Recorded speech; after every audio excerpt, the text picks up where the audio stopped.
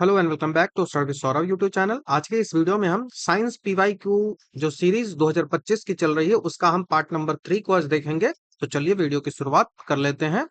हम जो क्वेश्चन देख रहे हैं वो देख रहे हैं हम एएसओ बीपीएससी के द्वारा जो 2025 में लिया गया है उसके साइंस के क्वेश्चन को हम देख रहे हैं।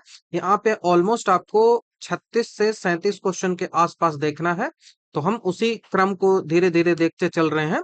तो हमारा आज का जो पहला सवाल है वो है कि which of the following is primary treatment for water pollution. जब जल में पॉल्यूशन आता है तो उस जल के पॉल्यूशन के लिए प्राइमरी ट्रीटमेंट तुम क्या कर सकते हो, यही तुमसे सवाल जो है वो पूछा जा रहा है। तो देखो, वाटर पॉल्यूशन को यदि आपको हटाना है तो इसके 3 स्टेजेज होते हैं। ठीक है, इसके 3 स्टेज होते हैं।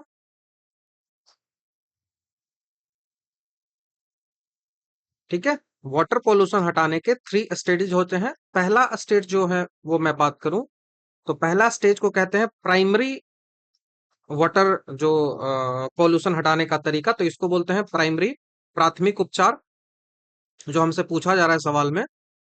ठीक है, तो ये होता है प्राइमरी। उसके बाद जो दूसरा आता है वो होता है सेकेंडरी। सेकेंडरी ट्रीटमेंट क्या किया जा सकता है। और उसके बाद जो लास्ट नंबर का आता है वो आता है तृतीयक, जिसको बोलते हैं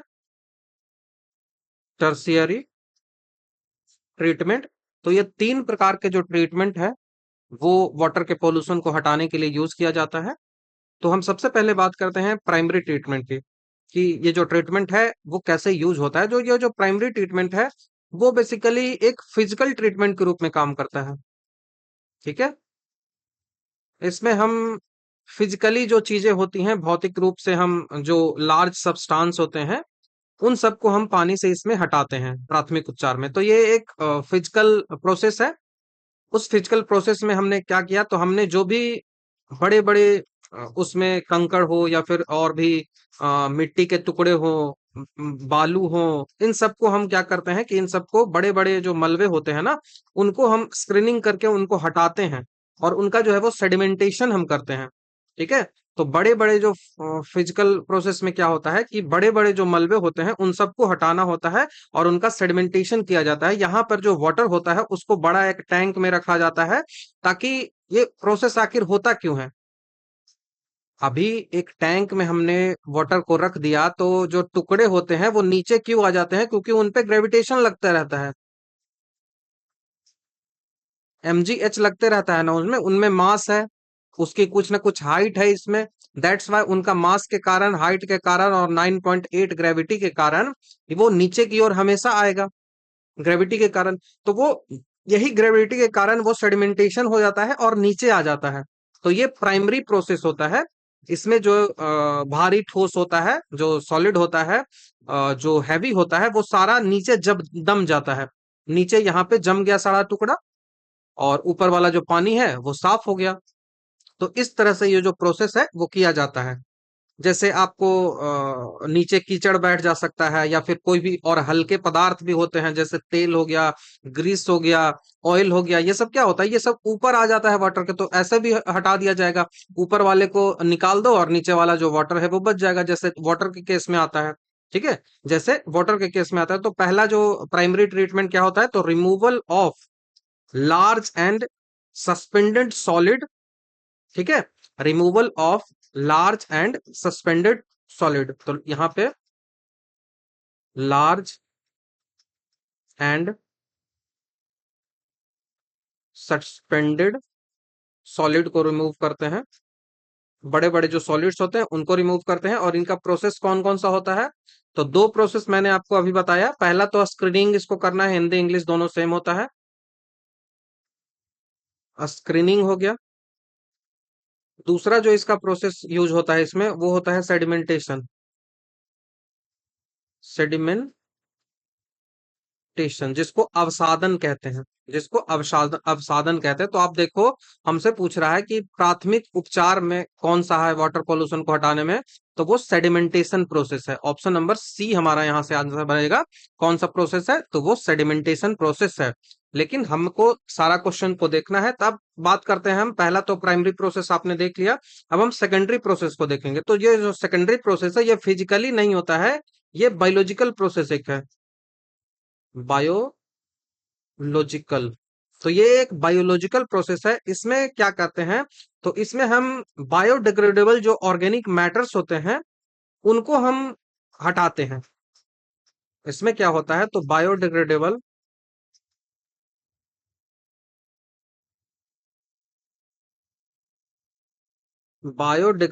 जो ऑर्गेनिक मैटर्स होते हैं, ऑर्गेनिक मैटर्स, तो जो बायोडिग्रेडेबल होते हैं जिनका फिर से रिसाइकिल किया जा सके, तो वैसे जो ऑर्गेनिक मैटर्स होते हैं उनको हम यहाँ से हटाने का प्रयास करते हैं, उनको हम कम करने का प्रयास करते हैं, ताकि हम रिड्यूस कर सकें। हम रिड्यूस किसको कर सके, हम कर सके रिड्यूस बीओडी को। बीओडी मतलब होता है biological oxygen demand, biological oxygen demand. अब ये जो बायोलॉजिकल ऑक्सीजन डिमांड है इसका मतलब क्या हुआ, क्या मीनिंग बनता है बायोलॉजिकल डिमांड का। तो ये जो बीओडी हमने देखा, बायोलॉजिकल ऑक्सीजन डिमांड, ये पूछा जा सकता है एग्जामिनेशन में फुल फॉर्म भी, तो याद रखिएगा। बायोलॉजिकल ऑक्सीजन डिमांड वो होता है कि कोई भी चीज है उसको जब आपको डिसॉल्व करना है, उसको बायोडिग्रेडेबल यदि है तो उसको हमको डिसॉल्व करना है, उसको हटाना है, वो डिसॉल्व हो जाना चाहिए। तो मतलब उसका जो है वो क्या हिंदी पता नहीं क्या होता है, मुझे याद भी नहीं आ रहा है अभी, याद है बस आ नहीं रहा है, तो वो डिसॉल्व होना।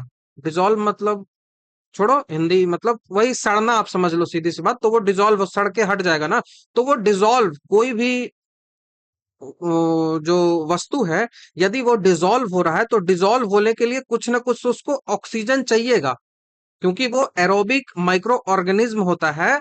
अब उसको ब्रेक डाउन करने के लिए, उसको तोड़ने के लिए वाटर में उसको कुछ ना कुछ ऑक्सीजन की डिमांड होती है। तो जो ऑक्सीजन की डिमांड होती है उसको तोड़ने के लिए बायोलॉजिकली, वही जो है वो बीओडी कहलाता है। तो बीओडी का मतलब हुआ कि the amount of dissolve oxygen required by aerobic micro organism to break down organic matter in water biologically over a specific period.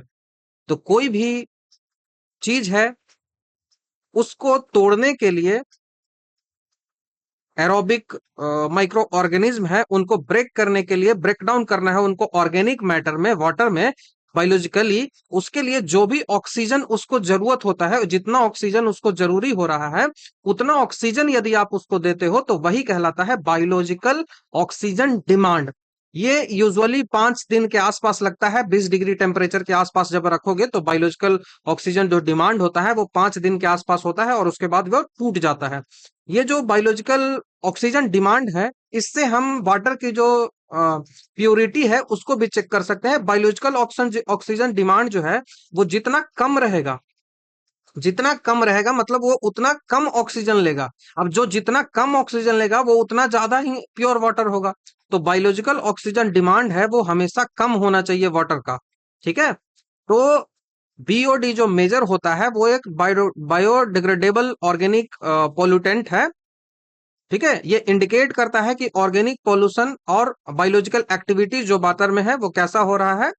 तो आपको ये ध्यान रखना है कि जितना ज्यादा कम होगा बायो बीओडी, उतना ही वाटर जो है वो ज्यादा अच्छा होगा।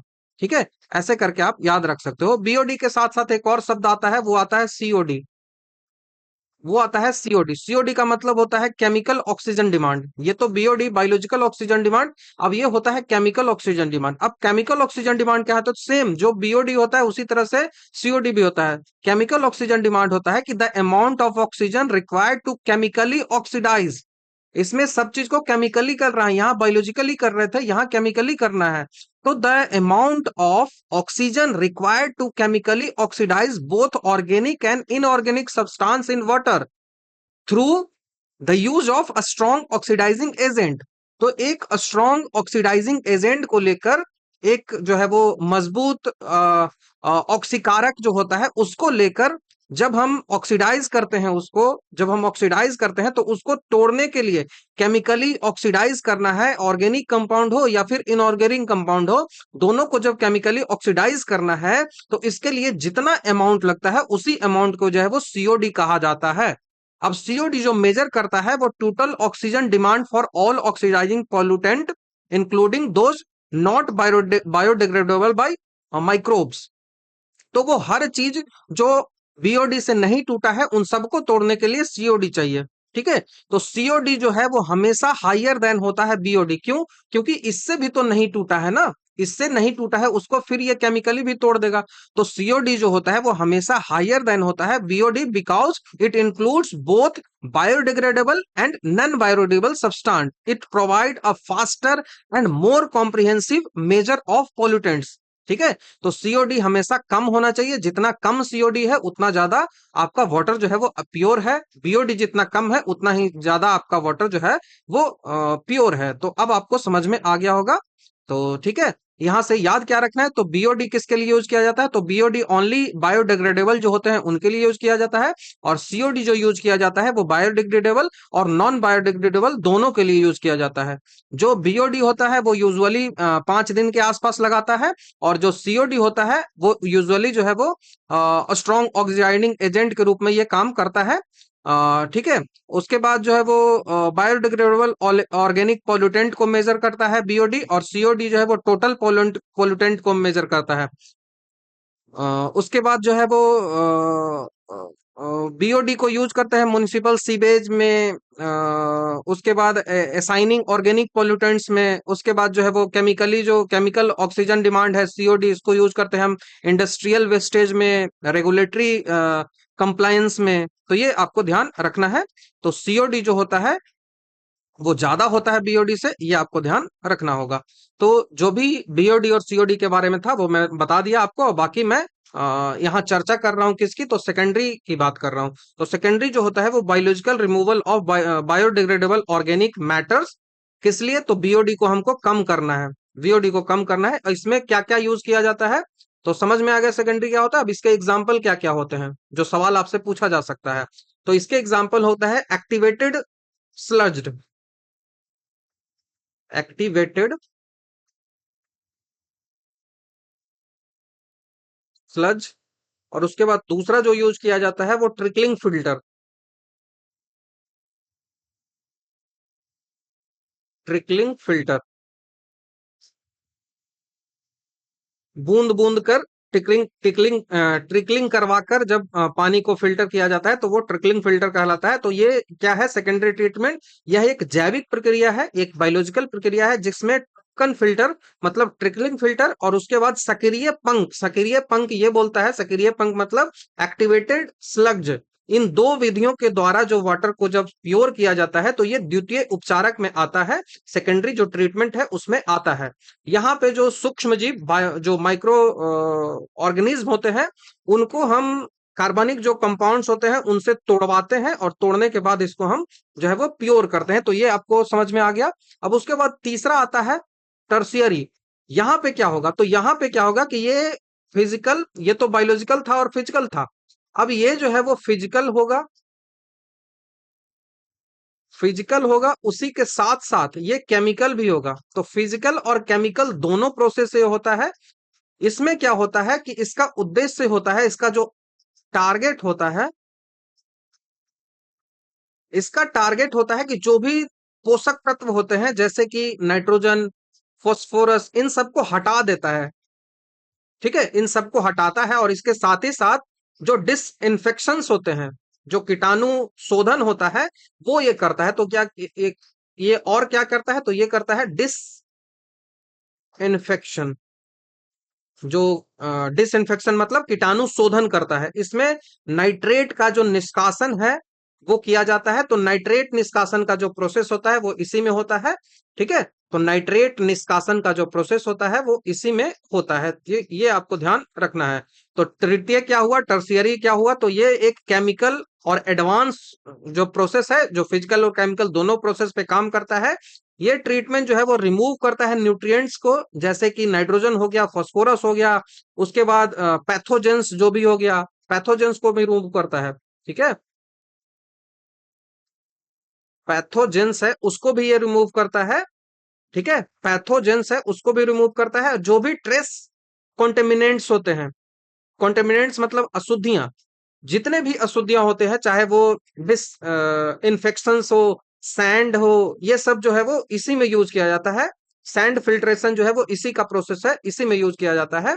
तो ये आपको ध्यान रखना पड़ेगा, बहुत ज्यादा इंपॉर्टेंट है। बाकी बीओडी और सीओडी दोनों मैंने आपको समझा दिया है। तो तृतीय भी आपको समझ में आ गया कि क्या होता है और कैसे ये करता है, और तृतीय में क्या होता है। तो तृतीय में नाइट्रेट का निष्कासन वाला प्रोसेस है, वो तृतीय में ही आता है। नाइट्रेट का जो निष्कासन वाला प्रोसेस है वो किस में आता है, तो तृतीय में आता है। तो देखो, ये पूरा समझ में आ गया, इसका स्क्रीनशॉट आप ले लो, मैं इसको अब मिटा देता हूं। ठीक है, अब हम देखो एक एक करके देख लेते हैं। तो removal of nitrates, removal of nitrates कौन सा आएगा, तो ये थर्ड प्रोसेस में आएगा। अभी मैंने दिखाया ना, ये थर्ड एडवांस है। तो तृतीय जो फिल्ट्रेशन होता है, टर्शियरी या फिर एडवांस ट्रीटमेंट होता है, उसमें होता है it requires complete biological and complete chemical process like disinfection to convert nitrate into nitrogen gas. इसमें नाइट्रेट को हटाकर नाइट्रोजन गैस में कन्वर्ट कर दिया जाता है। तो ये जो है वो थर्ड में आएगा, एकदम रट जाइएगा। उसके बाद जो है वो trickle filter method, trickle filter method अभी मैंने बताया कि ये किस में आता है, तो ये सेकंड ट्रीटमेंट में आता है। तो ट्रिकल फिल्टर मेथड जो होता है वो एक पॉपुलर मेथड है जो यूज किया जाता है secondary treatment of water pollutant removal. It refines on the growth of aerobic micro organism, जैसे बायोलॉजिकल प्रोसेस होता है ये उसमें वर्क करता है। ठीक है, तो ये द्वितीय हो गया। उसके साथ ही साथ जो आप देख रहे हो ये अवसादन, ये तो फर्स्ट हो गया, अभी मैंने इसका आंसर भी यही था बताया। उसके बाद स्लज्ड मेथड, पंख विधि जो है वो किस में यूज होता है, तो ये जो स्लज्ड मेथड होता है वो ये जो टर्म है ये रेफर किया जाता है ओवरऑल जो एक्टिवेटेड स्लग्स होता है प्रोसेस उसमें यूज किया जाता है। और ये किसका प्रोसेस है, तो ये सेकेंडरी प्रोसेस है। ऑलरेडी मैंने इसको आपको समझाया है, काफी डिटेल से समझाया है। अब आपको इसमें कोई भी दिक्कत नहीं होना चाहिए। बीओडी क्या होता है, सीओडी क्या होता है, सब मैंने काफी डिटेल से आपको समझा दिया। तो आई होप अब ये क्वेश्चन आपको दिक्कत नहीं करेगा। ठीक है, नेक्स्ट क्वेश्चन जो आपसे पूछा जा रहा है कि which of the following are phagocytic cell, निम्न में से कौन सा जो है वो फाइगोसाइटिक कोशिका होती है।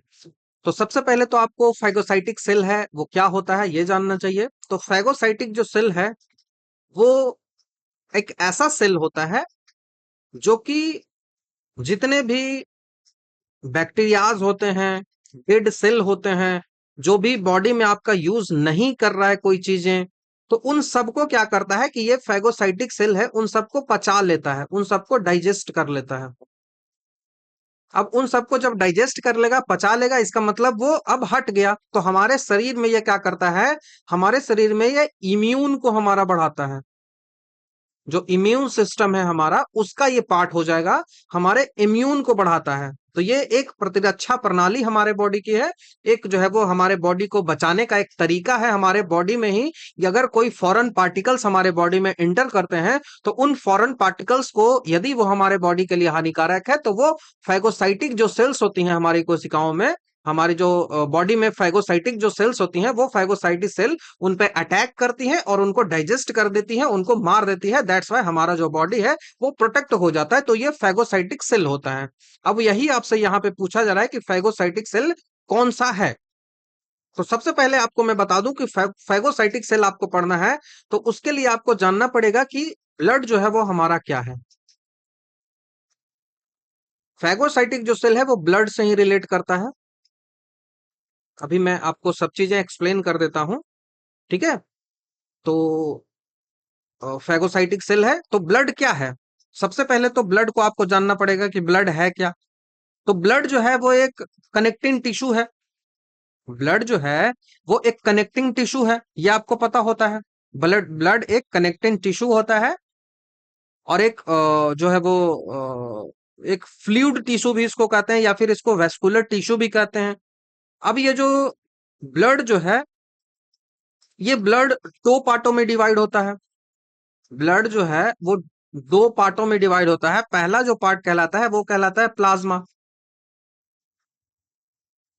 और दूसरा जो पार्ट है वो कहलाता है blood carpals corpuscles, blood corpuscles. BC लिख देता हूं, काफी है। ब्लड कार्पसल्स ये कहलाता है रक्त कणिकाएं, दूसरी कहलाती है। तो जो बॉडी का जो लिक्विड पार्ट होता है, ब्लड का जो लिक्विड पार्ट होता है, लिक्विड पार्ट जो होता है वो प्लाज्मा कहलाता है। और जो ये भी लिक्विड पार्ट ही होता है, लेकिन उतना ज्यादा लिक्विड पार्ट नहीं होता है। तो ये जो है वो आपको समझ में आ गया कि प्लाज्मा और ब्लड कार्पसल्स इन दोनों में ये डिवाइड हो गया, इन दोनों में ये डिवाइड हो गया। तो यहाँ पे जो आरबीसी है, ये जो बीसी आपको दिखा रहा है, ब्लड कार्पसल्स, ये तीन पार्टों में आगे चलकर डिवाइड होते हैं। RBC, WBC and platelets. RBC, WBC और प्लेटलेट।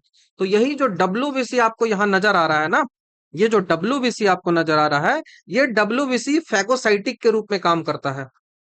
ये जो डब्ल्यूबीसी है, ये फैगोसाइटिक के रूप में काम करता है, जिसको हम ल्यूकोसाइट भी कहते हैं। इस डब्ल्यूबीसी को क्या कहा जाता है? तो इसको ल्यूकोसाइट भी कहा जाता है। पूछा जाता है एग्जामिनेशन में,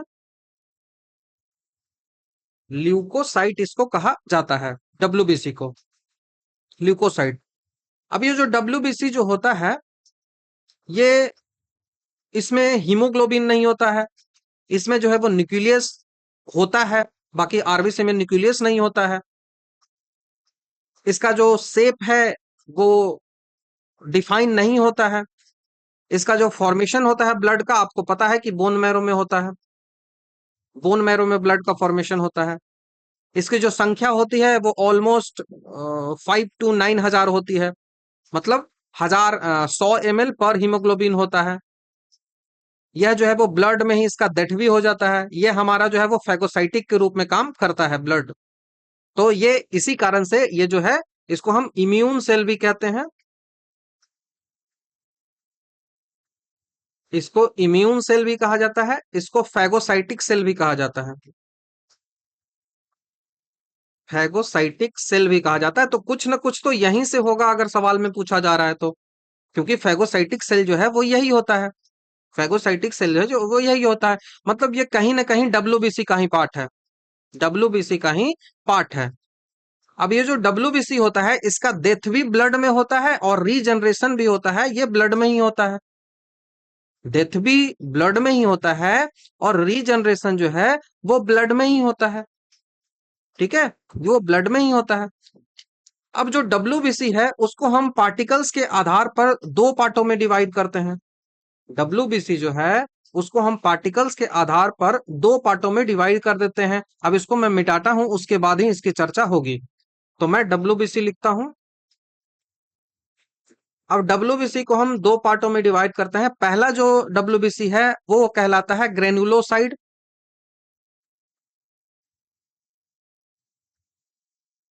ग्रेनुलोसाइड। दूसरा जो है वो अग्रेनुलोसाइड। अग्रेनुलोसाइट। तो अग्रेनुलो और ग्रेनुलोसाइट हो गया। ग्रेनुलोसाइट मतलब, ग्रेनुल मतलब होता है पार्टिकल्स के जैसा, तो कण आप इसको लिख लो, कण के जैसा। और इसमें जो है वो कण नहीं है। अग्रेनुलोसाइट मतलब ये कण नहीं है, ये पार्टिकल नहीं है। अब ये जो ग्रेनुलोसाइट है, वो ग्रेनुलोसाइट तीन पार्टों में डिवाइड होता है। ये जो ग्रेनुलोसाइट है वो तीन पार्टों में डिवाइड होता है। यहीं से हमारा जो सवाल है ये बना है। अब ये जो तीन पार्ट है, वो पहला जो आता है वो न्यूट्रोफिल आता है। न्यूट्रोफिल पहला जो है वो न्यूट्रोफिल आता है। उसके बाद दूसरा जो आता है वो इयोसिनोफिल आता है। इयोसिनोफिल आता है। उसके बाद जो तीसरा आता है वो आता है बेसोफिल। बेसोफिल, हिंदी इंग्लिश दोनों सेम ही होता है। तो न्यूट्रोफिल, इयोसिनोफिल और बेसोफिल, ये तीन टाइप से होते हैं। ये तीन टाइप से होते हैं। अब ये जो न्यूट्रोफिल होता है, इयोसिन होता है और बेसोफिल होता है, इनका अलग अलग काम है, सबका अलग अलग काम है। और उसी तरह से यहां भी जो अग्रेनुलोसाइड जो होता है, इसके भी दो पार्ट होते हैं। ये तीन है लेकिन ये दो पार्ट होते हैं। पहला जो इसका पार्ट होता है वो कहलाता है लिम्फोसाइट, और दूसरा जो पार्ट होता है वो मोनोसाइट। तो ये कहलाता है लिम्फोसाइट, और दूसरा जो कहलाता है वो कहलाता है मोनोसाइट। तो ये 5 पार्ट में डब्ल्यूबीसी कन्वर्ट हो गया, 5 पार्टों में इसको डिवाइड कर दिया।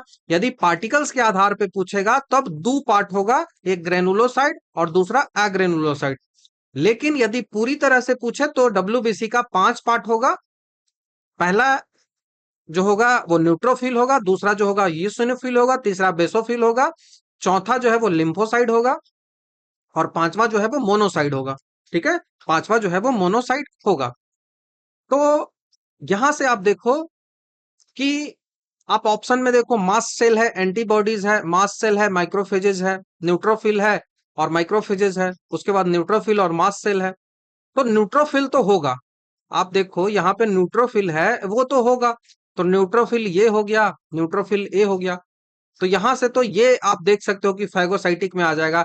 तो ये ऑप्शन तो हटा दो आप, दो ऑप्शन। अब यहां से आपको डिसाइड करना है कि मास्ट सेल होगा कि नहीं और माइक्रोफेजेस होगा कि नहीं, ये डिसाइड करना है।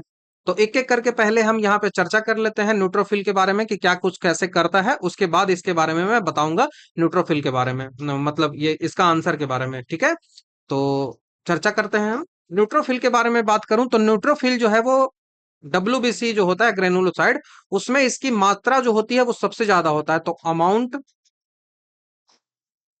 अमाउंट जो होता है वो उसका हाईएस्ट होता है।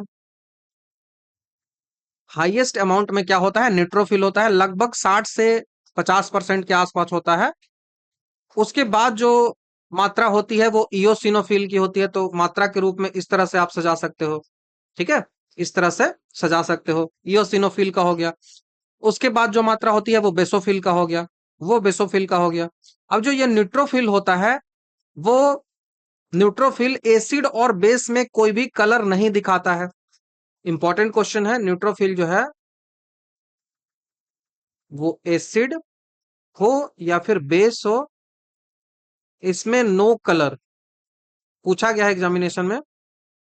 That's why I am telling you, no colour ये दिखाता है। उसके बाद जो है वो न्यूट्रोफिल जो काम करता है, तो न्यूट्रोफिल आपको इन्फेक्शन से बचाता है। जो भी बैक्टीरियल इन्फेक्शन आपको होते हैं उन बैक्टीरियल इन्फेक्शन से बचाता है। तो ये क्या करता है, आपको बैक्टीरियल इन्फेक्शन, बैक्टीरियल इन्फेक्शन से आपको ये बचाता है। ठीक है, बैक्टीरियल इन्फेक्शन से बचाता है। और इसमें दो या दो से ज्यादा जो है वो न्यूक्लियस होते हैं, और ये जो है वो फैगोसाइटिक सेल के रूप में काम करता है। इसमें न्यूक्लियस कितने होंगे, न्यूक्लियस या तो दो होगा या फिर दो से ज्यादा ही मान लो, दो से ज्यादा होगा। ठीक है, दो से ज्यादा होगा, न्यूक्लियस इसमें दो से ज्यादा होगा। और ये जो है वो एक कैसा है, तो ये एक फैगोसाइटिक सेल है, यही तो हमारा सवाल है ना, फैगोसाइटिक सेल है। तो यहां से तो क्लियर होगा कि न्यूट्रोफिल जो है वो एक फैगोसाइटिक सेल है, न्यूट्रोफिल जो है वो एक फैगोसाइटिक सेल है। ठीक है, अब आप यहाँ पे आ जाओ, न्यूट्रोफिल को हमने देख लिया, अब आप इस मोनोसाइट पे आ जाओ। मोनोसाइट के बारे में मैं बताता हूं। तो ये जो लिम्फोसाइट और मोनोसाइट है, इनमें पार्टिकल्स नहीं होते, इनमें कण जो है वो नहीं होते। अब लिम्फोसाइट जो होता है उसमें एक न्यूक्लियस होता है। सवाल यदि पूछ लिया जाए तो इसमें जो है वो एक न्यूक्लियस होता है, लिम्फोसाइट में एक न्यूक्लियस होता है। और ये जो मोनोसाइट होता है, इस मोनोसाइट में भी एक ही न्यूक्लियस होता है। इस मोनोसाइट के यदि हम शेप की बात करें तो इसका जो शेप होता है वो किडनी की तरह होता है, किडनी शेप की तरह इसका शेप जो होता है। न्यूक्लियस की बात करें तो न्यूक्लियस इसमें एक होता है। अभी तक आपने न्यूट्रोफिल में ही केवल दो, दो से ज्यादा न्यूक्लियस देखा है, नहीं तो आपको जितना भी दिख रहा है ना सब में एक न्यूक्लियस मैं बता रहा हूं। तो न्यूक्लियस एक होता है। अब इस मोनोसाइट का क्या काम है, मोनोसाइट का काम है कि ये जो है वो बैक्टीरिया को मारता है, ये जो है वो बैक्टीरिया को मारता है, बैक्टीरिया को, जीवाणु जो होते हैं उनको मारता है। अब जीवाणु को मार रहा है मतलब ये क्या है, ये फैगोसाइटिक है, ये जो है वो फैगोसाइटिक है। तो मोनोसाइट भी फैगोसाइटिक है। अब इसी जो मोनोसाइट है, इसी मोनोसाइट से एक माइक्रोफेजेज है वो डेवलप होता है। इस मोनोसाइट से मैक्रोफेजेज जो है वो डेवलप होता है। हिंदी इंग्लिश दोनों सेम होता है। तो मोनोसाइट से जो है वो एक बहुत बड़ा जो है वो सेल डेवलप होता है। उस सेल का जो नाम होता है वो माइक्रोफेजेज नाम होता है। और ये जो माइक्रोफेजेज है वो फैगोसाइटिक कोशिकाएं ही है, फैगोसाइटिक सेल है, जो कि न्यूट्रोफिल से भी बड़ा होता है। न्यूट्रोफिल से भी बड़ा होता है, क्योंकि मोनोसाइट जो है वो डब्ल्यूबीसी का सबसे बड़ा पार्ट है। सबसे बड़ा पार्ट, डब्ल्यूबीसी का सबसे बड़ा जो पार्ट है वो क्या है, तो वो मोनोसाइट ही है। दैट्स वाई जो माइक्रोफेजेज जिससे डेवलप होता है वो भी सबसे बड़ा जो है वो फैगोसाइटिक कोशिका हो जाती है, फैगोसाइटिक सेल होता है। अब ये जो है वो मोनोसाइट से ही डेवलप हुआ है। इसका काम क्या है, तो ये डाइजेस्ट करता है डेड सेल को। और आपका जो सेल होता है बैक्टीरिया को मार देगा, जो भी अलग जो पदार्थ आए हैं उन सबको वो मार देगा। जो भी हमारे बॉडी में जिनका जरूरत नहीं था वो आ गए हैं, तो उन सबको, जितने भी डेब्रिस आपके सेल में है ना, मलबे जितने आपके सेल में है, सेलुलर डेब्रिस जो भी है, उन सबको ये बाहर निकाल देगा। जो भी पैथोजेंस है उन सबको बाहर निकाल के आपके जो एंटीजेंस होते हैं उनको प्रेजेंट ये करता है। ठीक है। ठीक है, तो ये आपके जो इम्यूनिटी है उसको भी बढ़ाता है। तो मोनोसाइटिक आपको समझ में आ गया होगा। तो मोनोसाइटिक से ही माइक्रोफेजेज आते हैं, और यही माइक्रोफेजेज जो है वो एक बहुत बड़ा जो है वो फैगोसाइटिक सेल के रूप में काम करता है। तो यहां से आपको आंसर तो समझ में आ गया कि न्यूट्रोफिल के साथ साथ माइक्रोफेजेज हमारा आंसर होगा। तो ऑप्शन नंबर सी हमारा यहां से आंसर हो जाएगा, माइक्रोफेजेज आंसर होगा। लेकिन मैं जब डब्ल्यूबीसी बता ही रहा हूं तो आपको इयोसिनोफिल, बेसोफिल और लिम्फोसाइट के बारे में भी बता ही देता हूं यहाँ पे। तो हम अब बात करते हैं इयोसिनोफिल की। इयोसिनोफिल जो क्या है, वो बाइपोल्ड न्यूक्लियस इसमें होता है, और इसका न्यूक्लियस जो होता है वो स्मॉल होता है। तो इसमें जो न्यूक्लियस होता है वो बाइलोब्ड होता है। पोल नहीं, बाइलोब्ड। बस रट जाओ, और कुछ नहीं करना है। बाइलोब्ड न्यूक्लियस इसका होता है। बाइलोब्ड न्यूक्लियस होता है, और न्यूक्लियस जो होता है वो कैसा होता है, तो वो स्मॉल होता है, वो छोटा होता है। स्मॉल न्यूक्लियस जो है वो इसका होता है इयोसिनोफिल का। और इयोसिनोफिल क्या कहता है कि जो भी आपको परजीवी इन्फेक्शन होता है ना, जो भी परजीवी परजीवी जो इन्फेक्शन होता है उनसे ये बचाता है। परजीवी जो इन्फेक्शन होता है उनसे ये बचाता है। ठीक है। मतलब कि क्या, मतलब कि पैरासिटिक, जो पैरासिटिक इन्फेक्शंस होते हैं उनसे कौन बचाता है, तो वो इयोसिनोफिल बचाते हैं। ये जो है वो एसिड में जैसे ही डालेंगे तो ये ग्रेन्यूल्स जो है इनके दिखने लगते हैं। ठीक है। तो इसके जो ग्रेन्यूल्स है वो कैसे दिखते हैं, तो ये ऑरेंज कलर के ग्रेन्यूल्स है वो इसके दिखने लगते हैं जैसे ही एसिड में इसको डालते हो। उसके बाद जो है वो बेसोफिल से कम जब होता है, तो बेसोफिल जब आपके बॉडी में कम होता है, तो बेसोफिल कम होने पर बेसोफिल का जो जो काम है वो सारा काम कौन करता है, तो वो इयोसिनोफिल ही करता है। ठीक है। तो ये इयोसिनोफिल के बारे में समझ में आ गया आपको। उसके बाद बेसोफिल की बारे में बात करूं, तो बेसोफिल जो क्या, ये कौन सा कलर दे रहा है, तो ये ऑरेंज दे रहा है। ये एसिड में जैसे ही डाल रहे हो तो ये ऑरेंज दे रहा है। इसको जब एसिड में डाल रहे हो, बेसोफिल जो है वो एसिडिक जब होता है, तो ये जो है वो बेसोफिल जो है वो बेस में जब डालते हैं, बेसिक में जब डालते हैं, तब ये जो है वो ब्लू कलर देता है। ये बेसिक में देता है ब्लू कलर, किस में, बेसिक में, क्षार में जब डालते हैं तब देता है। तो ब्लू कलर ये बेसिक में देता है, ये ध्यान रख लो। जो बेसोफिल होता है, बेसोफिल जो होता है, इस बेसोफिल का सबसे पहले तो इसकी भी जो कोशिकाएं जो होती हैं वो भी बाइलोब्ड न्यूक्लियस ही इसका होता है। यही चीज है, सेम बाइलोब्ड न्यूक्लियस होता है, लेकिन इसका जो न्यूक्लियस होता है ये स्मॉल था इयोसिनोफिल का, लेकिन इसका जो न्यूक्लियस होता है वो लार्ज होता है। वो न्यूक्लियस जो होता है वो लार्ज होता है।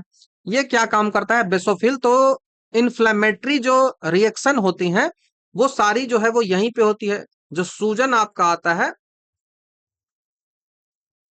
इन्फ्लेमेटरी जो रिएक्शंस होती हैं, सूजन जो हमारे बॉडी में आ जाती है, वो सबका कारण यही बेसोफिल ही होता है। इन्फैक्टरी इन्फ्लामेटरी रिएक्शन की। अब ये जो बेसोफिल होता है ना, ये बेसोफिल 2 पार्टों में डिवाइड होता है। यहाँ पे मैं लिखता हूँ, बेसोफिल जो होता है वो 2 पार्टों में डिवाइड होता है। पहला जो पार्ट इसका कहलाता है वो हिपेरिन कहलाता है, हिपेरिन कहलाता है। और इसका जो दूसरा पार्ट होता है वो कहलाता है हिस्टामिन। जब मैं दवाओं के बारे में बता रहा था तो वहां पे मैं हिस्टामिन के बारे में काफी डिटेल से आपको बताया भी था। अब ये जो हिस्टामिन है ये क्या करता है, तो हिस्टामिन के कारण ही खुजली होती है हमारे बॉडी में। तो एलर्जी जो होती है उसको हिस्टामिन जो है वो किसके कारण, जैसे आपसे पूछ लिया जाए सवाल कि एलर्जी हमारे बॉडी में किसके कारण होती है, तो वो हिस्टामिन के कारण होती है। तो खुजली किसके कारण होती है हमारे बॉडी में, तो हिस्टामिन के कारण होती है। तो ये जो हिस्टामिन है इसको ही कम करना होता है। तो आप बताइए, मैंने पिछले वीडियो में ही आपको क्वेश्चन बताया था कि हिस्टामिन को कौन सा दवाइयां जो है वो कम करती है। हिस्टामिन को कम करती है तभी तो हमारे बॉडी में एलर्जी नहीं होता है। तो एलर्जी को हटाने के लिए कौन कौन सी दवाइयां यूज होती है आप मुझे बता दो, उन दवाइयों को क्या कहते हैं। ये मैंने काफी डिटेल से आपको पिछला जो बोर्ड लेक्चर था उसमें बताया था। तो आप मुझे कमेंट में इसमें बता सकते हो। तो हिस्टामिन का समझ में आ गया कि वो आपको खुजली से बताती है, वो आपको जो भी एलर्जी होती है एलर्जी से बताती है। तो सवाल आपसे पूछा जाएगा कि एलर्जी को खत्म करने के लिए कौन सी दवाई यूज की जाती है, तो मैंने ऑलरेडी आपको बता दिया है, फिर मत कहिएगा कि नहीं बताया है। उसके साथ आपको यहाँ पे हिपेरिन दिख रहा है, इस हिपेरिन का क्या काम है, तो हिपेरिन का काम होता है कि ये ब्लड के अंदर होता है, ये ब्लड के इनसाइड होता है, इनसाइड द ब्लड होता है। और इसका काम होता है कि ब्लड को जमने ना दे, जमने मतलब क्लोट ना करने दे। अब ब्लड को क्या करना है, ब्लड को ब्लड वेसल्स में बहना है, वो एक जगह से दूसरे जगह फूड को लेके जाता है। तो ब्लड को तो हमेशा लिक्विड फॉर्म में होना चाहिए। अब यदि ब्लड हमारे ब्लड वेसल्स में, ब्लड ऐसे हमारा ब्लड वेसल्स है, और इस ब्लड वेसल्स में ब्लड जो है वो यदि जम जाता है, ब्लड जो है वो ऐसे ऐसे फ्लो कर रहा है लेकिन कहीं पे कुछ आया और ब्लड यहाँ पे जम गया, हिपेरिन कम हो गया इसके कारण।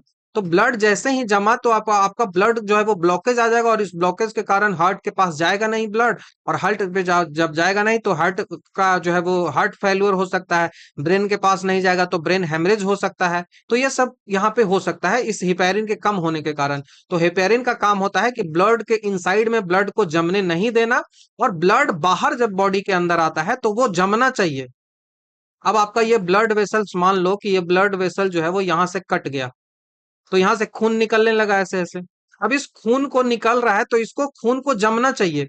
ये खून यदि नहीं जमेगा, जो विटामिन के होता है, थ्रोम्बोसाइड होता है, ये सब जो है वो विटामिन जो है वो यूज होता है।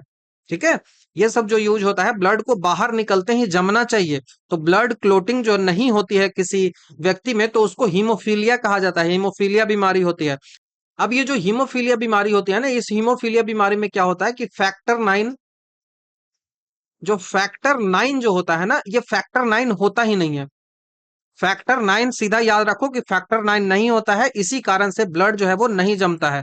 और इसको कहा जाता है कि ये एक रॉयल बीमारी है, बड़े बड़े लोगों को पहले होती थी, तो इस कारण से इसको एक रॉयल बीमारी के रूप में भी काम किया जाता है। तो फैक्टर 9 क्या करता है कि फैक्टर 9 जो है वो हेल्प करता है आपके ब्लड की क्लोटिंग में।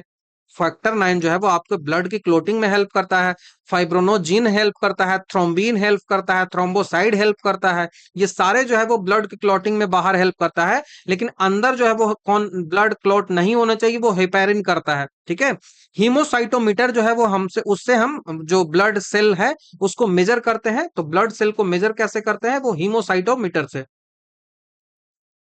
हीमोसाइटोमीटर।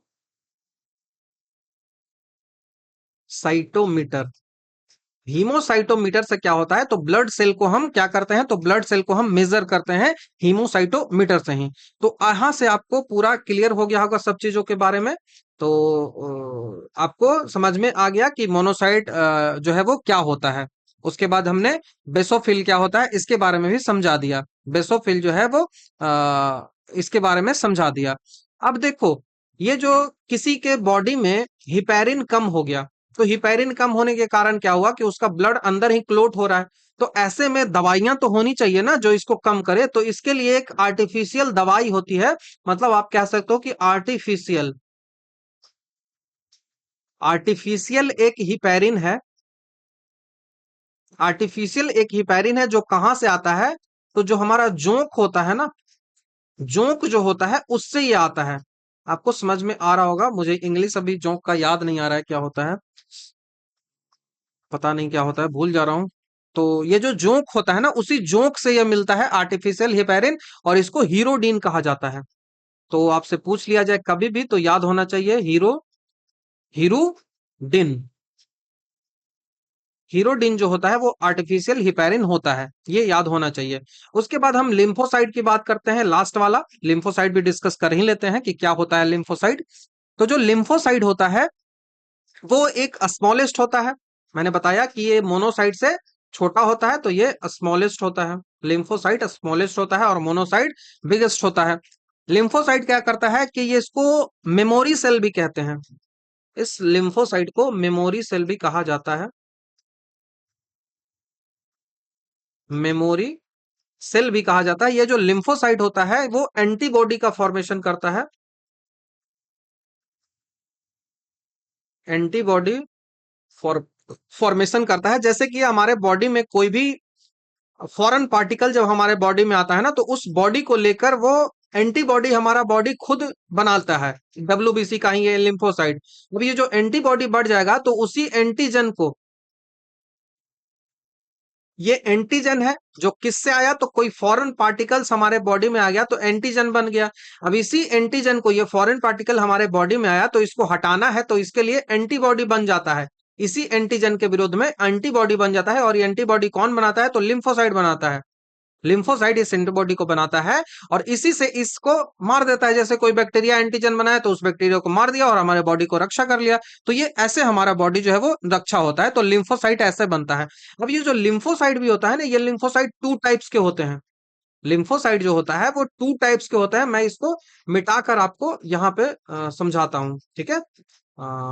यहाँ पे लिख देता हूँ। तो लिम्फोसाइट के बारे में मैं आपको बता रहा हूँ। लिम्फोसाइट जो होता है वो टू टाइप का होता है। तो लिम्फोसाइट का टाइप मैं बताऊं, न्यूट्रोफिल ये सब आपने लिख लिया होगा, मैं थोड़ा मिटा देता हूं।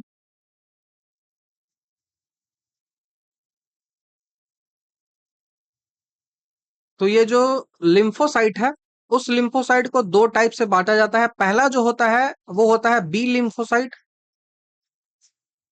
दूसरा जो होता है वो टी लिम्फोसाइट। बी लिम्फोसाइट और टी लिम्फोसाइट, दो लिम्फोसाइट जो है वो होते हैं। बी लिम्फोसाइट है उसका फॉर्मेशन कहाँ होता है, वो कहाँ बनता है, तो बी लिम्फोसाइट जो बनता है वो बनता है बोन मैरो में। बोन मैरो जिसको अस्थि मज्जा कहा जाता है, बोन मैरो में इसका फॉर्मेशन होता है। ये जो है वो मैच्योर कहाँ होता है, जैसे एडल्ट होना, तो मैच्योर ये कहाँ होता है, तो ये जो मैच्योर होता है वो भी बोन मैरो में ही होता है। जो टी लिम्फोसाइट की बात करें, टी मतलब सीधा सा हो रहा है टारगेटेड की बात हो रही है, तो टारगेटेड जो लिम्फोसाइट होती है वो कहाँ होती है, तो उसका फॉर्मेशन जो होता है वो बोन मैरो में ही होता है। उसका जो फॉर्मेशन होता है वो भी बोन मैरो में ही होता है। लेकिन लेकिन इसका जो मैच्योरेशन होता है, टी लिम्फोसाइट जो मैच्योर होता है वो कहाँ होता है, तो वो थाइमस ग्लैंड में होता है। और यहीं से सवाल आपका बनेगा, थाइमस ग्लैंड में होता है। बाकी टी लिम्फोसाइट और बी लिम्फोसाइट के बारे में कभी ब्लड के बारे में पढ़ाऊंगा ना, तो ये आपको बताऊंगा, ठीक है, ये आपको बताऊंगा। अब देखो, आपसे सवाल कभी भी पूछा जाए ना मोनोसाइट के बारे, जैसे आपसे सवाल पूछा जाए कि एंटीबॉडी का फॉर्मेशन कौन कौन सा करता है, तो एंटीबॉडी का फॉर्मेशन लिम्फोसाइट भी करता है और मोनोसाइट भी करता है, दोनों करता है, ठीक है। आपसे पूछा जाए कि हमारे बॉडी में जब कहीं घाव वाव हो जाता है तो उस घाव को कौन भरता है, तो डब्ल्यूबीसी आपका आंसर होगा। लेकिन यदि आपसे स्पेसिफिक कभी पूछ लिया जाए कि घाव को कौन भरता है, तो घाव को भरने में आपका वुंड जो होता है, वुंड जो होता है, घाव जो होता है, उस घाव को भरने में जो काम करता है वो मोनोसाइट काम करता है, मोनोसाइट काम करता है। उसके बाद जो फंगल इन्फेक्शन होता है, जो फंगल इन्फेक्शन आपको हो जाता है, उस फंगल इन्फेक्शन से आपको कौन बचाता है, जो फंगल इन्फेक्शन, फंगस जैसे पानी लग गया, या फिर पैर में देखते हो ना कि जो सेना हो गया कि, या फिर घर की महिलाएं, आप माता पिता को आप देखिए जो खेत में ज्यादा काम करती हैं या फिर घर में पानी में ज्यादा रहते हैं, तो वो नीचे वो पानी जैसा लग जाता है ना, उनकी त्वचाएं जो है वो सड़ जाती है ना, तो वो इस फंगस के कारण ही होता है। फंगस के कारण ही आप देखो दिनाई होता है। दिनाई जो देखते हो ना, वो फंगस के ही कारण होता है। तो ये फंगस से कौन आपको बचाता है? तो ये मोनोसाइड ही बचाता है। ये मोनोसाइड ही बचाता है। तो आई थिंक कि इतना अभी के लिए काफी है। बाकी जब भी ब्लड के बारे में मैं डिस्कस करूंगा तो आपको काफी डिटेल से इन सब चीजों के बारे में बता दूंगा, ठीक है? तो आपको ये समझ में आना चाहिए। अब यहाँ पे जो ऑप्शंस में और चीजें दी गई हैं वो मैं आपको बता देता हूँ। जैसे मास्ट सेल आपसे पूछा गया है, एंटीबॉडीज पूछा गया है, ये क्या होता है? ठीक है, ये क्या होता है, ये भी कभी आपसे सवाल आ जाए। तो देखो, मास्ट सेल जो होता है वो क्या होता है? मास्ट सेल जो होता है वो, मास्ट सेल जो है वो रिलीज होता है एक मीडिएटर के रूप में। एक जो है वो एक मीडिएटर के रूप में मास्ट सेल जो है वो रिलीज होता है। मास्ट सेल जो है वो रिलीज होता है कैसा? तो मास्ट सेल रिलीज होता है एक मीडिएटर के रूप में।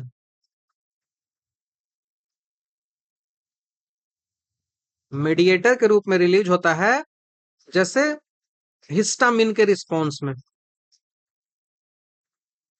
अभी मैंने हिस्टामिन समझाया ना कि हिस्टामिन कैसे रिलीज होता है। एलर्जी, तो बॉडी में जब भी एलर्जी होगा, बॉडी में जब भी एलर्जी होगा तो उस एलर्जी के रिस्पॉन्स में ही मास्ट सेल है वो हिस्टामिन को रिलीज कर देगा। वो मास्ट सेल जो है वो हिस्टामिन को रिलीज करेगा किसके रिस्पॉन्स में? तो वो बॉडी के एलर्जी के रिस्पॉन्स में। और इसी कारण से हमारी बॉडी जो होता है उसमें इन्फ्लेमेशन भी आता है। तो मास्ट सेल का ये काम होता है बस एक मीडिएटर के रूप में, कि वो जो है वो बस हिस्टामिन को रिलीज करेगा किसके कारण से? तो हमारे बॉडी में जो है वो एलर्जी है उसके कारण से। और इस कारण से हमारा बॉडी जो है वो इन्फ्लेमेशन हो जाता है, उसमें सूजन आ जाती है। आपने देखा होगा एलर्जी के टाइम। उसी तरह से जो है वो ये तो ये फैगोसाइटिक के रूप में तो काम कर भी नहीं सकता है कभी। अब यहाँ पे एंटीबॉडीज आती है। एंटीबॉडी क्या है? एंटीबॉडी क्या है? तो एंटीबॉडी एक प्रोटीन है। It is not a cell, it is just a protein. ये क्या है? एक प्रोटीन है। ये एक प्रोटीन है जो अमीनो एसिड से बना हुआ है। ये प्रोटीन जो है इसको बोलते हैं immunoglobin. Immunoglobin, immunoglobulin, BULINS, immunoglobulins. Immunoglobulins इसको कहा जाता है, ये प्रोटीन जो होता है उसमें। तो ये एंटीबॉडीज होते हैं जो कि एक प्रोटीन है। ये मास्ट सेल मतलब सेल के रूप में तो परफॉर्म करते ही नहीं है, और ना ही ये फैगोसाइटिक के रूप में परफॉर्म करते हैं। एंटीबॉडीज कैसे आता है मैंने आपको बता दिया है, कैसे रिलीज होता है। बाकी कभी डिस्कस कर लेंगे डिटेल से।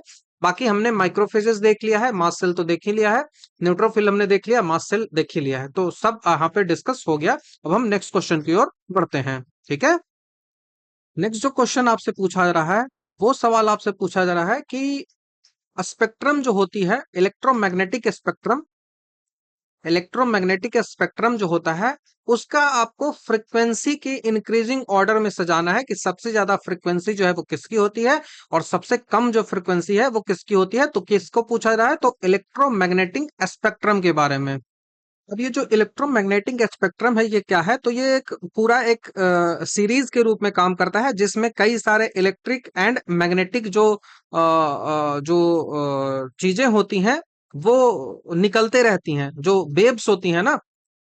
इस इलेक्ट्रोमैग्नेटिक स्पेक्ट्रम में क्या होता है? इलेक्ट्रोमैग्नेटिक स्पेक्ट्रम में इसमें इलेक्ट्रिक एंड मैग्नेटिक दोनों जो वेव्स होती है ना, तरंग होती हैं, वो हमेशा निकलते रहती हैं, एक सीरीज के रूप में निकलते रहती हैं, जो कई सारे पार्टों में डिवाइड होती हैं, जैसे radio wave, microwave, infrared, visible light, ultraviolet, X ray, gamma ray, इन सब में ये बदलती है। और उन्हीं में से कुछ हमको यहाँ पे दिया गया है, ठीक है? कुछ हमको यहाँ पे दिया गया है और उन्हीं को ऑर्डर में सजाना है। तो ये जो स्पेक्ट्रम निकलती है, ये जो वेव्स निकलती है, इन वेव्स को हम दो तरीके से जो है वो अरेंज करते हैं। पहला हम इनको अरेंज करते हैं, वो या तो ये फ्रीक्वेंसी से डिपेंड होता है, फ्रीक्वेंसी से ये डिटरमाइन होता है, नहीं तो ये जो डिटरमाइन होगा वो वेवलेंथ से होगा। ठीक है, वेवलेंथ और फ्रीक्वेंसी इन्हीं के आधार पर इनको ऑर्डर में सजाया जाता है, ठीक है? तो वेवलेंथ या फिर फ्रीक्वेंसी को, तो फ्रीक्वेंसी के आधार पर फ्रीक्वेंसी को इस तरह से डिनोट करते हैं और वेवलेंथ को इस तरह से डिनोट करते हैं। तो इसी के आधार पर ये डिपेंड होता है। अब ये जो वेवलेंथ और फ्रीक्वेंसी जो होता है वो इनवर्सली प्रोपोर्शनल होता है, वो इनवर्सली प्रोपोर्शनल होता है। मतलब कि यदि वेवलेंथ को बढ़ाएंगे तो फ्रीक्वेंसी घटेगा, और फ्रीक्वेंसी को बढ़ाएंगे तो वेवलेंथ घटेगा। वेवलेंथ को घटे बढ़ाएंगे तो फ्रीक्वेंसी घटेगा, और फ्रीक्वेंसी को घटाएंगे तो वेवलेंथ घटेगा। और एनर्जी जो क्या होता है, तो एनर्जी जो है वो डायरेक्टली प्रोपोर्शनल होता है फ्रीक्वेंसी का। एनर्जी जो है वो डायरेक्टली प्रोपोर्शनल होता है फ्रीक्वेंसी का। तो फ्रीक्वेंसी जितना एनर्जी उतनी ज्यादा, फ्रीक्वेंसी जितना एनर्जी उतनी ही ज्यादा होती है।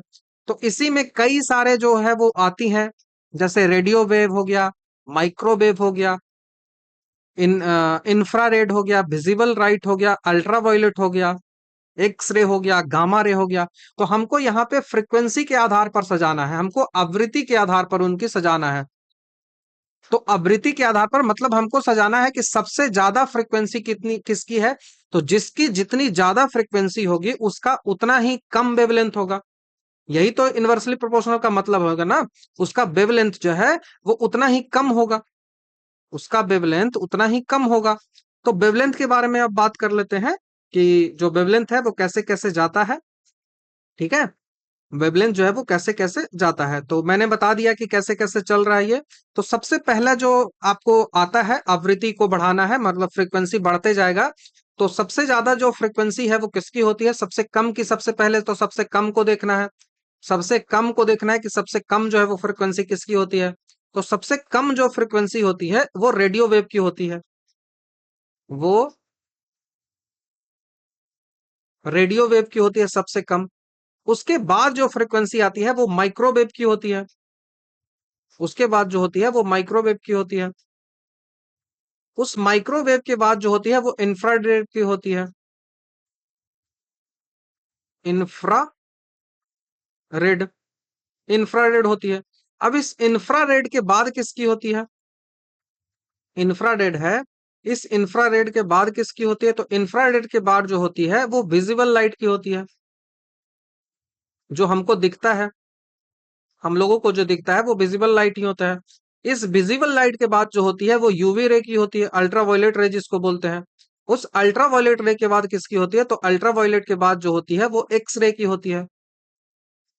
अब एक्स रे के बाद क्या होती है, तो एक्स रे के बाद गामा किरणों की होती है, गामा रे की होती है। तो ये पूरा एक ऑर्डर है। पहला रेडियो वेव, दूसरा माइक्रोवेव, तीसरा जो है इंफ्रारेड, चौथा जो है वो विजिबल, पांचवा जो है वो यूवी रे, छठा जो है वो एक्स रे, और सातवां जो है वो गामा रे। ये सारी फ्रीक्वेंसी के आधार पर हो गया। तो ये जो है वो फ्रीक्वेंसी का बढ़ता क्रम है, आवृत्ति का बढ़ता क्रम है। लेकिन ये वेवलेंथ का घटता क्रम है। मतलब वेवलेंथ सबसे ज्यादा किसका होगा, गामा रे का। फ्रीक्वेंसी सबसे ज्यादा किसका होगा, रेडियो वेव का होगा। फ्रीक्वेंसी जो है वो सबसे ज्यादा किसका होगा, गामा रे का होगा। फ्रीक्वेंसी सबसे ज्यादा गामा रे का, ठीक है। लेकिन वेवलेंथ सबसे ज्यादा किसका होगा, तो वेवलेंथ सबसे ज्यादा रेडियो वेव का होगा। यही यहां से समझ में आपको आना चाहिए। ठीक है, यही आपको यहां से समझ में आना चाहिए। तो कैसे होता है, समझ में आया। और एनर्जी बढ़ रहा है हमेशा, एनर्जी जो है वो बढ़ते रहती है। फ्रीक्वेंसी बढ़ रही है मतलब एनर्जी बढ़ रही है। तो एनर्जी सबसे ज्यादा गामा रे के पास होती है, एनर्जी सबसे ज्यादा जो है वो गामा रे के पास होती है। तो यहां से आपको ये चीजें समझ में आ गई और आपने इसको सजा भी लिया। तो विजिबल रे आपसे पूछा जाएगा, कभी भी सवाल विजुअल रे का पूछा जाता है क्योंकि ये हमको दिखता है। तो इस विजुअल रे का तरंगदैर्घ्य आपसे पूछा जाता है कि इसका लैम्डा जो है वो कितना होता है। विजुअल रे का लैम्डा जो है वो कितना होता है, तो विजुअल रे का जो लैम्डा होता है, वेवलेंथ जो होता है, वो होता है 380 नैनोमीटर से लेकर 380 नैनोमीटर से लेकर 750 नैनोमीटर तक, या फिर 780 भी कर सकते हो आप इसको। तो ये 2 नैनोमीटर लगभग में ये चलता है, ऐसा नहीं है कि बराबर है। तो ये नैनोमीटर आपको याद रखना है, सवाल बार बार एग्जामिनेशन में पूछा जाता है। अब इस जो विजिबल रे होता है, इस विजिबल रे में कई सारे लाइट्स होती हैं जिनको हम विबग्योर के रूप में जानते हैं। इनको हम विबग्योर के रूप में जानते हैं, VIBGYOR, विबग्योर के रूप में इसमें जानते हैं। जिनमें सबसे पहला जो आता है वो वायलेट आता है, वायोलेट जो लाइट है वो आता है। और सबसे लास्ट में जो आ रहा है वो रेड आ रहा है, रेड लाइट आ रहा है। तो यहाँ पे जो रेड लाइट है, इसकी जो रेड लाइट है, इसकी फ्रीक्वेंसी जो है वो क्या है, इसकी फ्रीक्वेंसी जो है वो सबसे कम है। वायलेट जो रे है, इसकी फ्रीक्वेंसी जो है वो क्या है, इसकी फ्रीक्वेंसी जो है वो हाईएस्ट है। इसकी फ्रीक्वेंसी जो है वो हाईएस्ट है। लेकिन रेड रे है, रेड रे का लैम्डा कितना है? तो वेवलेंथ जो होता है वो लॉन्गेस्ट होता है। रेड का वेवलेंथ लॉन्गेस्ट होता है, उसी तरह से यहाँ जो वॉयलेट बैंड का वेवलेंथ जो होता है वो शॉर्टेस्ट होता है, शॉर्टेस्ट होता है। ठीक है, तो ये आपको यहाँ से ध्यान होना चाहिए। सवाल जो है वो एग्जामिनेशन में पूछा जाता है। ठीक है, तो विव गेओर आपको ध्यान होना चाहिए, वॉयलेट से लेकर रेड तक कैसे जाता है। तो यही था यहाँ पे, और कुछ यहाँ पे जानना नहीं है। तो चलिए हम अब नेक्स्ट क्वेश्चन की ओर बढ़ते हैं। नेक्स्ट जो सवाल पूछा जा रहा है वो पूछ रहा है कि कौन सी औषधीय पौधा है जो कि कैंसर के इलाज के लिए यूज किया जाता है। कौन सा मेडिसिनल प्लांट है जो कैंसर के ट्रीटमेंट के लिए आता है? तो आपके ऑप्शन इस प्रकार दिए गए हैं, तो यहां से आपका जो ऑप्शन होगा वो सही होगा, हिमालयन यू। इसको रट जाना है। अभी तक मैंने कभी नहीं देखा ऐसा क्वेश्चन, तो ये पूछा गया है, तो हिमालयन यू आपको याद रखना है। देखो हिमालयन यू आखिर किस कारण से यूज किया जाता है एज ए कैंसर के ट्रीटमेंट के रूप में? तो हिमालयन यू होता है, इसको क्या कहते हैं? तो इसको जो साइंटिफिक नेम है वो इसको कहा जाता है टेक्सस वेलिचियाना। टेक्सस वेलिचियाना, या फिर आप इसको कह सकते हो टेक्सस कॉन्ट्राटा। ठीक है, कोंटो रटा, टेक्सस कोंटोराटा, ये तीनों नाम इसका ही है, हिमालयन यू का ही है। इससे निकलता क्या है? तो इससे एक जो है वो यौगिक निकलता है, कंपाउंड निकलता है, और उस कंपाउंड का जो नाम है वो उस कंपाउंड का नाम है टेक्सोल। ये जो उस कंपाउंड का नाम है टैक्सोल, और यही टैक्सोल नामक जो यौगिक मिलता है यही जो है वो इलाज करने में टैक्सोल की वजह से, चूंकि इसमें टैक्सोल होता है, उसी टैक्सोल के कारण से ये जो है वो इलाज में यूज किया जाता है। ठीक है, ये जो है वो इलाज में यूज किया जाता है। अब यही हिमालयन यू जो है ना, यहाँ पे पहला तो मैंने हिमालयन यू बताया, दूसरा और आप याद रखो ये टैक्सोल किसमें ज्यादा होता है? तो ये अर्जुना के पेड़ के बारे में आप सुना होगा कि अर्जुन का पेड़ है वो इस कैंसर में इलाज होता है, तो ये भी होता है ना, इसका जो है वो मेडिसिनल टॉक्सक इसमें होता है। ठीक है, तो ये जो हिमानियल यू है, इसी तरह से जो अर्जुन है, जिसका हिंदी नाम अर्जुन होता है, इसको बोलते हैं टैक्सस ब्रेविफोलिया। टैक्सस ब्रेविफोलिया इसको कहा जाता है। इसको मेडिसिनल टॉक्सस भी कहा जाता है, यू ट्री भी इसको कह सकते हैं आप, इसको यू ट्री भी कहा जा सकता है। तो आप इस तरह से मान लो कि ये दोनों जो है वो यू के कारण, आप यू के कारण समझ लो कि ये अर्जुना ही है। ठीक है, यू ट्री, तो यू ट्री भी इसको कहा जाता है। अब हिमालयन क्षेत्र में आ रहा है तो ये इसी के कारण होता है। तो दोनों क्या है, दोनों लगभग सेम ही है। टैक्सस ब्रेविफोलिया इसको कहते हैं, और ये जो है वो टैक्सस वैली चिलेना है। तो ये हो गया। और इसका यूज क्यों होता है? तो इसमें टैक्सेन मिलता है, इससे जो है वो क्या मिलता है? तो इससे टैक्सेन मिलता है, टैक्सेन मिलता है। और यही टैक्सेन जो है वो टैक्सोल नामक जो दवाई होती है, टैक्सोल नामक जो दवाई होती है, वो टैक्सोल नामक दवा बनाने में यही टैक्सेन जो है वो यूज होता है। दैट्स वाई ये कैंसर के इलाज में यूज किया जाता है। ठीक है, दैट्स वाई ये कैंसर के इलाज में यूज किया जाता है। ओवेरी कैंसर हो गया हो, या फिर लंग कैंसर हो गया हो, या फिर ब्रेस्ट कैंसर हो गया हो, इन सारे कैंसर में टैक्सोल जो दवा है वो यूज किया जाता है। और ये कहाँ से आता है? तो अर्जुना से मिलता है, जिसको हिमालयन यू कह लो या फिर यू ट्री कह लो, ये सारा है वो उसी में आता है। तो ये आपको ध्यान रखना है। बाकी कई सारे जो यौगिक हैं वो कैंसर के इलाज में यूज किए जा सकते हैं, लेकिन बेसिकली यही आप ध्यान रखोगे। और मिलते कहाँ हैं? तो ये आपको हिमाचल प्रदेश में मिल जाएगा, उत्तराखंड में मिल जाएगा, जो पहाड़ी इलाका है ना वहीं पे ये अर्जुना ज्यादा मिलता है। टैक्सस वेलिचोला या फिर टैक्सस ब्रेविफोलिया दोनों यहाँ पे मिलते हैं। तो ये आपको यहाँ से तो समझ में आ गया, टैक्सोल नामक जो होती है उसके कारण ही से ही ये जो होता है और किस चीज में यूज किया जाता है ये भी मैंने आपको यहाँ पे बता दिया है। अब यहाँ पे कई सारे जो है वो औषधीय पौधा भारत में मिलते हैं, जैसे अश्वगंधा हो गया, भ्रमरी हो गया, स्परगंधा हो गया, तुलसी हो गया, एलोवेरा हो गया, कई सारी चीजें हैं। हर जो चीजें होती हैं उनका अलग अलग जो है वो यूज होता है।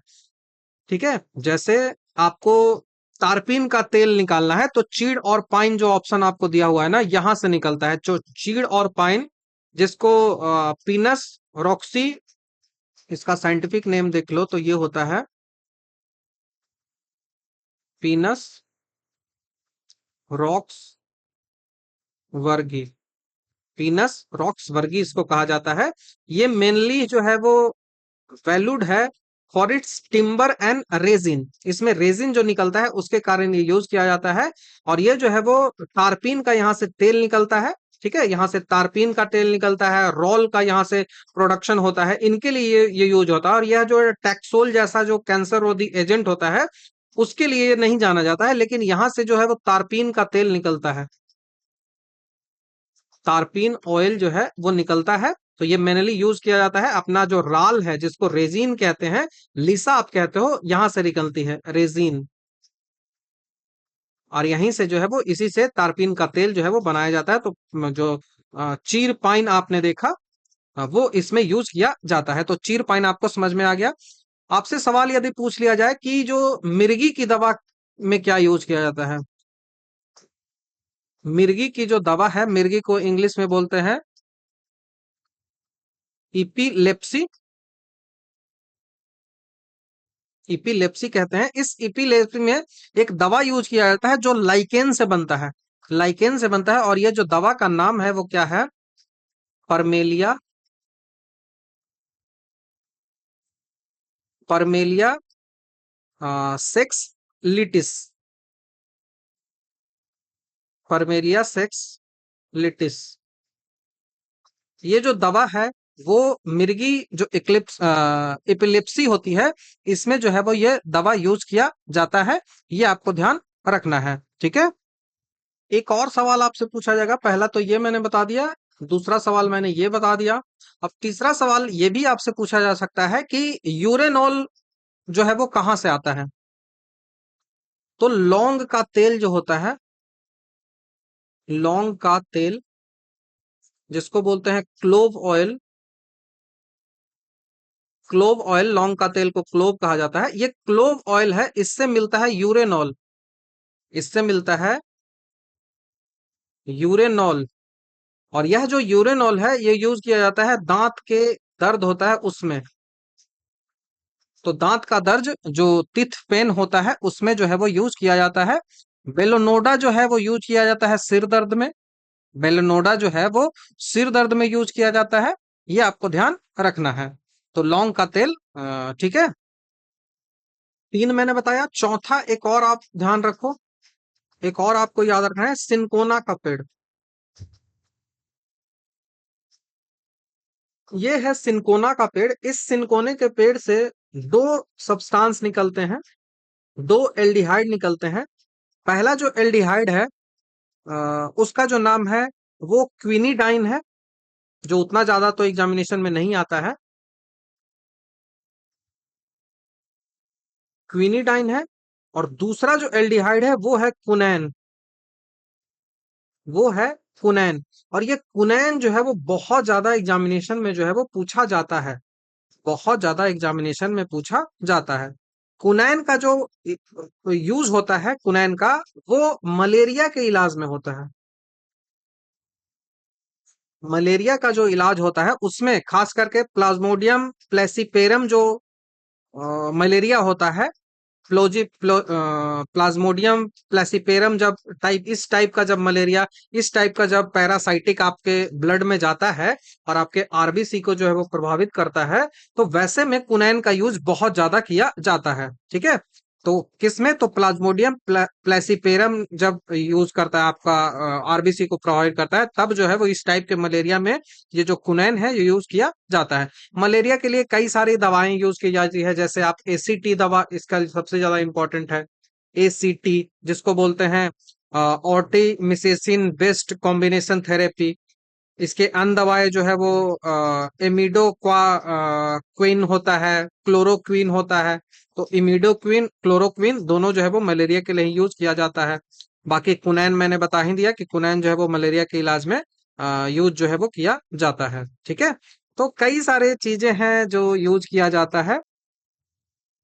तो ये रहा वीडियो पार्ट नंबर 3, जिसमें हमने काफी डिटेल से जितने भी क्वेश्चंस हमारे सामने आए उनको हमने डिस्कस किया। तो थैंक यू वेरी मच। यदि आपका कोई सजेशंस हो तो आप कमेंट में बता सकते हो।